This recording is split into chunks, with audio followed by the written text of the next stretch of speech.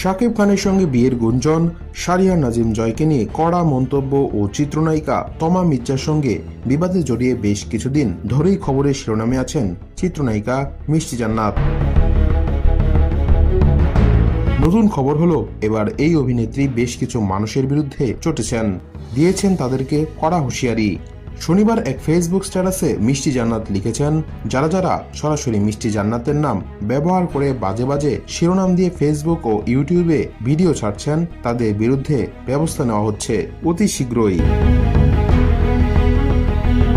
প্রসঙ্গত 2014 সালে লাভ স্টেশন সিনেমার মাধ্যমে রূপালী পর্দায় কেরিয়ার শুরু করেন মিষ্টি জান্নাত। এরপর থেকে কাজ করে যাচ্ছেন নিয়মিত। অভিনেত্রী পরিচয়ের বাইরেও তিনি একজন দন্ত চিকিৎসক।